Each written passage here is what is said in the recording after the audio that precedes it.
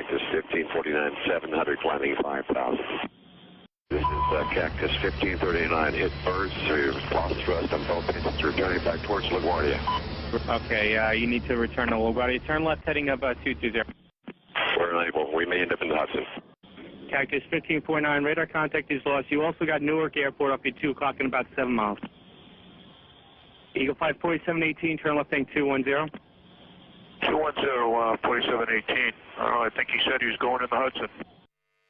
Seguramente todos recuerdan este episodio cuando el piloto de ese avión salió del aeropuerto de LaGuardia, Nueva York, y a los pocos minutos él entendió dos cosas. Primero, que no tenía más motores. Y segundo, que no tenía tiempo de volver a LaGuardia, no tenía tiempo de volver al aeropuerto. Y aterrizó en el río Hudson. Si el piloto de ese avión hubiese sido una computadora, todos estarían muertos. 155 personas que estaban en esa máquina salvaron su vida porque el piloto era un ser humano y tenía un cerebro humano. Pero particularmente tenía un área cerebral que se llama lóbulo frontal intacta. Si hay un área del cerebro, el cerebro trabaja en red. Cuando tenemos una función cognitiva se activa casi todo el cerebro, pero hay áreas que son más críticas. Esto lo voy a repetir durante la charla. Si hay un área del cerebro humano que nos relaciona con nuestra identidad, es el área frontal. Lo que nos hace diferente a todo lo que estamos acá hoy. Lo que nos diferencia de las demás especies. Si hay una lesión en la parte posterior del cerebro, que es clave para el proceso de percepción del mundo externo, la persona va a tener seguramente un déficit en percibir el mundo, pero va a ser el mismo. Si hay un daño frontal, uno no va a ser el que fue. Uno comienza a ser distinto, cambia la personalidad. El lóbulo frontal tiene neuronas que son diferentes a otras partes del cerebro. Por ejemplo, hay neuronas del sistema olfatorio, del olfato. Las neuronas, la red que regula el olfato tiene neuronas que responden básicamente a estímulos olfatorios. Las neuronas que procesan la visión responden, algunas neuronas del sistema visual responden al estímulo visual. En cambio, como uno esperaría del área más crítica del cerebro humano, las neuronas frontales responden a diferentes cosas según el contexto. Por ejemplo, pueden responder al perro o a un estímulo viendo un gato, dependiendo del contexto. Esta área, que es crítica para nosotros, termina de madurar entre la segunda y tercera década de vida. Y tiene una función importante en varias funciones intelectuales y cognitivas. Por ejemplo, la planificación, la toma de decisiones, la memoria, el lenguaje, la interacción social. Mi cerebro está cambiando porque estoy acá. Y ustedes están cambiando su cerebro porque me escuchan a mí. Les guste o no les guste lo que digo. La interacción social cambia nuestro cerebro. Aún en el ascensor, cuando nos miramos con el vecino, tenemos que decirle algo por compromiso, vemos si nos quiere o no. El cerebro se está activando y el del vecino también. No se puede entender un cerebro humano como algo único. Se debe entender como una interacción entre dos cerebros. Si ustedes me aprietan el cuello y me dicen, Facundo, ¿cómo resumirías el cerebro humano? Yo diría, bueno, es un órgano social. Y parte de la complejidad del cerebro humano, para muchos investigadores se explica por la complejidad social que nuestra especie ha alcanzado. Y si no creen en la complejidad social que hemos alcanzado, miren todo lo que hemos creado. Las sillas, el micrófono, la computadora que no anda, mi camisa, y todo esto que estamos haciendo ahora. Hemos aprendido mucho del lóbulo frontal por pacientes que lamentablemente tuvieron problemas neurológicos o psiquiátricos. Pero también aprendimos por la nueva tecnología, las imágenes. Hoy podemos estudiar el cerebro con aparatos que ven in vivo qué pasa en nuestro cerebro cuando imaginamos, cuando memorizamos. Y la memoria humana no es una sola, hay diferentes tipos de memoria. Hay una memoria de dónde y cuándo. Yo me recibí tal día en tal lugar. Hay una memoria que es una memoria episódica y que hay un área clave que es hipocampo. Hay otra memoria que es la que estoy usando yo ahora, que es memoria online. Yo estoy tratando de decir palabras que no dije unos segundos antes. O también cuando ustedes tienen un número, o yo tengo un número de teléfono en la cabeza, lo marco, hablo con la persona y me olvido. Es una memoria más online. Esta memoria sí tiene mucha dependencia del lóbulo frontal. Pero hay otras memorias que sabíamos por lesiones y por estudios de animales que no eran tan importantes el lóbulo frontal. O la memoria semántica, saber que Montevideo es la capital de Uruguay. No sabemos cuándo aprendimos eso. Esa memoria es un concepto, como que esto es una camisa. Hoy sabemos por las técnicas de imágenes que el lóbulo frontal se activa en todas estas memorias en el humano. Cuando tiene una memoria autográfica, una memoria semántica, una memoria online, una memoria episódica, además de otras partes del cerebro que sabíamos por animales y por humanos, hoy sabemos que en vivo el lóbulo frontal juega un rol importante. Y hablando de memoria, les quiero decir que avances en las neurociencias en las últimas décadas, debido al avance genético, de imágenes, y que hay más científicos en la humanidad que en toda la historia de la humanidad, han demostrado que la memoria humana es el último recuerdo. Cuando uno evoca una memoria, se hace inestable. Y cuando la vuelve a guardar, se guarda, y si lo que se guarda coincide con el evento, vamos a recordar el evento tal cual. Pero si cuando se evoca la memoria agregamos cosas y se guarda con diferentes contextos emocionales o situaciones, lo que vamos a recordar la próxima vez no es el hecho que pasó, sino el último recuerdo.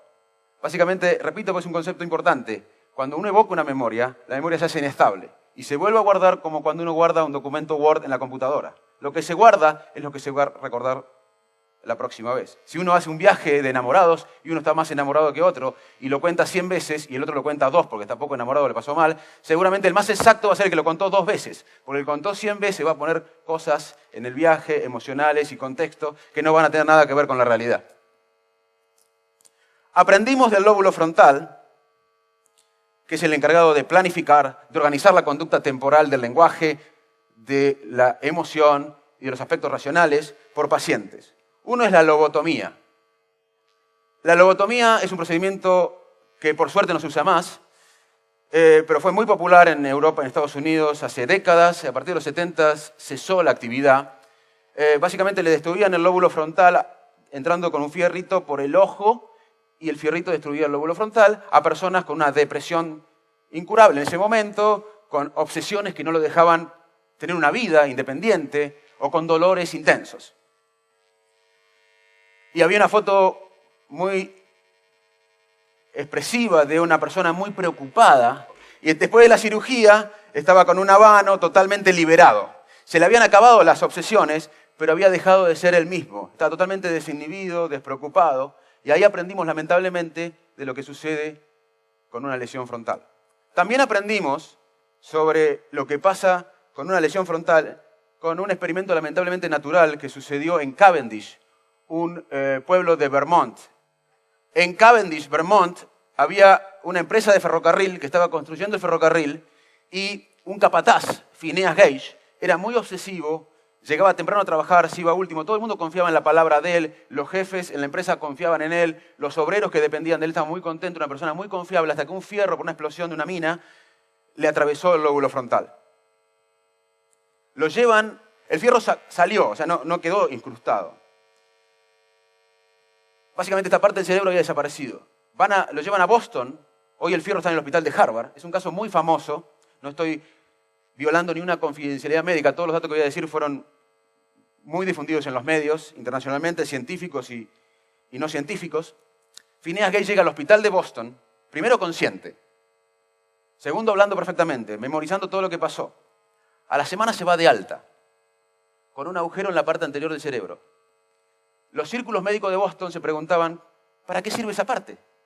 Porque Phineas Gage salió de alta con la misma inteligencia, el coeficiente intelectual. La ciencia no puede medir toda la inteligencia, no se puede medir el humor, la ironía, la valentía, pero se puede medir algunos aspectos de la inteligencia analítica. Esa inteligencia analítica estaba preservada en Gage. El lenguaje estaba preservado, las memorias estaban preservadas, la atención estaba preservada, las funciones visoespaciales estaban preservadas, no tenía ningún déficit motor. Entonces la gente, los médicos en Boston decían, ¿para qué sirve esta zona del cerebro?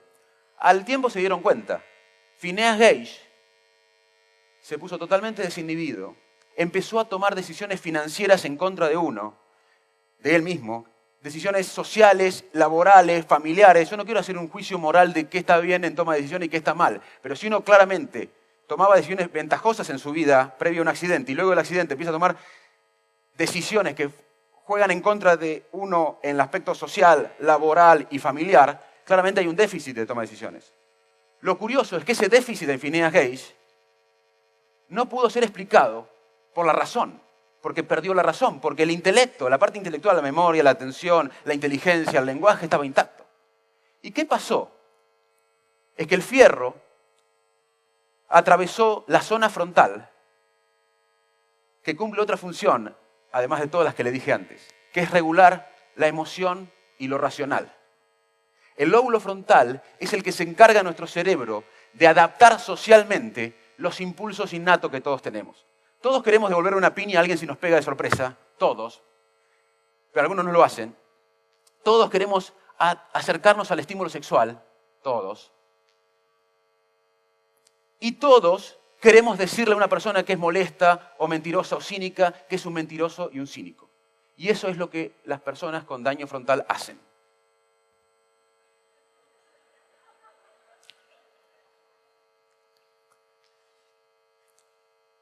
Entonces, el déficit de Phineas Gage era un déficit emocional que guía la toma de decisión, entre comillas, racional. Y los seres humanos tomamos decisiones permanentemente. La vida no nos lleva a tomar decisiones solamente cuando elegimos una carrera universitaria, o cuando elegimos un trabajo, o cuando elegimos un plato de comida en un restaurante, o cuando yo elegí esta camisa, seguramente consciente, viendo si tenía una camisa similar o no. Obviamente que esas decisiones son conscientes y tenemos muchas decisiones conscientes, pero vivimos tomando decisiones. ¿Cómo te llamas vos? Mercedes está tomando decisiones en este momento. Mirarme a mí o mirar la pantalla. Mirar al Señor. Pensar qué estoy diciendo o pensar que va a comer más tarde.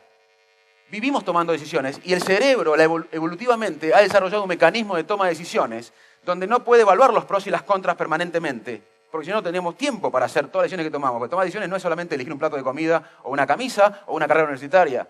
La toma de decisiones es permanente. Entonces, el cerebro humano ha desarrollado evolutivamente un mecanismo automático, muchas veces no consciente, que incorpora el contexto que cambia, como pasó acá en esta charla. Yo pensé que tenía déficit frontal hasta esta charla, pero ando bastante bien. Cambió el contexto y yo me pude adaptar al contexto. Lo mismo que el piloto del avión. La toma de decisión humana no es un proceso lógico ni computacional, sino que está guiado por las emociones. Pacientes como Phineas Gage tienen lo que se llama miopía del futuro. Phineas Gage sabía que estaba bien y que estaba mal. Sabía que las decisiones que tomó no las admitieron en el trabajo. Él sabía, los pacientes frontales saben que está bien y está mal, no es un problema de conocimiento. Sin embargo, eligen el riesgo, la recompensa inmediata. Por eso muchas veces en la neurobiología decimos que estos pacientes tienen miopía del futuro. No pueden resistir la tentación inmediata, aunque esa tentación inmediata sea perjudicial en el largo plazo. Y esta teoría de la biología, de la toma de decisiones, está dando luz a entender algunos aspectos, no todos, porque son fenómenos multifactoriales y complejos, pero la obesidad.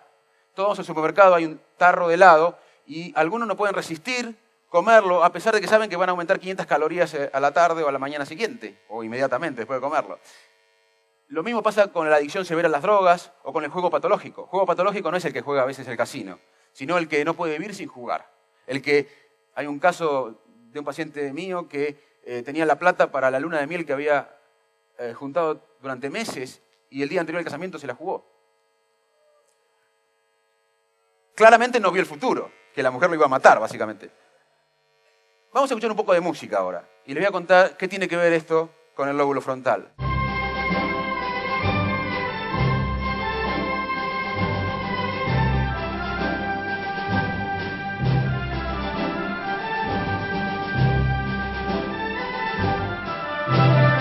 Este es el bolero de Ravel.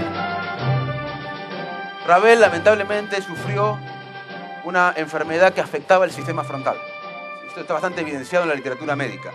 Y muchos investigadores crean la hipótesis de que parte de su obra artística fue influenciada por su enfermedad frontal, porque los frontales también perseveran, son como piñón fijo muchas veces, no pueden tener esa flexibilidad cognitiva que es necesaria para sobrevivir. Se cree que el bolero, inclusive, la melodía se repite como 17 veces, y se cree que algunos investigadores en papers científicos, en literatura científica, tienen la hipótesis de que la enfermedad afectó, lo cual ven que la perseveración, o sea, ser piñón fijo, cuando uno es un genio es agradable, el asunto es cuando uno persevera y no es un genio. Se creía que el lóbulo frontal era más grande en los humanos que en otras especies.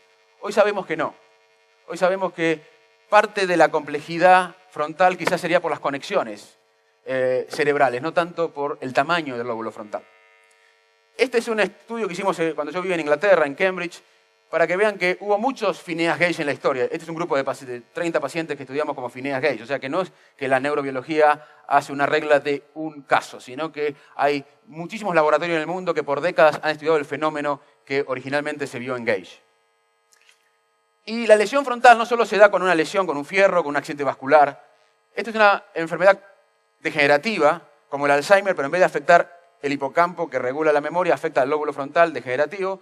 Y es un senador americano, esto es foto del New York Times, un senador americano por Nuevo México que renunció al cargo teniendo esta patología frontal. Pero lo interesante es que la mayoría no se daba cuenta, porque lo que se afectaba no era como el Alzheimer la memoria o la orientación, era la conducta. Y a veces estos pacientes son más simpáticos. Esta es la foto que le quería mostrar sobre cómo la obesidad, el juego patológico y la adicción a las drogas se está también investigando como un déficit en toma de decisiones, en no poder inhibir la recompensa inmediata a pesar de que va a ser perjudicial en largo plazo.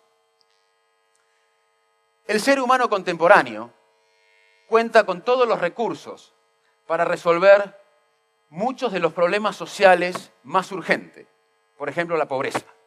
Sin embargo, en los temas sociales hay emoción. Cuando hablamos con un jefe hay emoción. Cuando hablamos con nuestra pareja hay emoción. Cuando nos encontramos con la competencia, hay emoción. Cuando abordamos a alguien, hay emoción.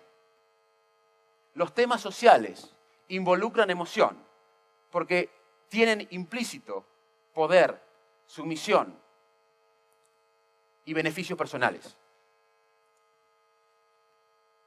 El enfoque en la razón, en el control del comportamiento humano, en la anticipación de la conducta, ha generado la falsa idea de que nos manejamos con la razón. La historia humana claramente contradice el hecho de que somos seres totalmente racionales. Para terminar, quiero contarles que la miopía del futuro no solo está relacionado con lo neurológico. Y quiero cerrar con una historia personal que seguramente es la historia de muchos de ustedes. Es la escuela pública argentina. Como muchos de ustedes, yo soy producto de la escuela pública de nuestro país. Esto es Arroyo Dulce, pueblito de campo, satélite de Salto, y entre Pergamino y Salto. Luego mi escuela secundaria, primaria y secundaria en Salto y la UBA. Y luego me fui al exterior y volví.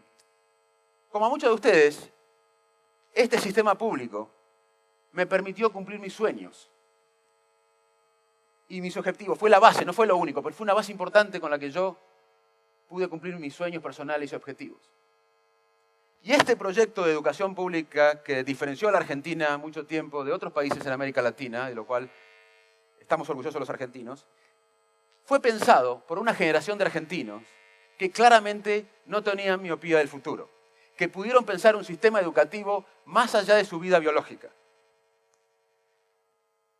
Por eso anhelo, como estoy seguro que todos ustedes esperan y anhelan, que las próximas generaciones de argentinos, inclusive mi hijo Pedrito que tiene 4 años está por ahí, Manuela que tiene 6 y está por ahí, digan lo mismo de nosotros, que no tuvimos miopía del futuro. Muchas gracias.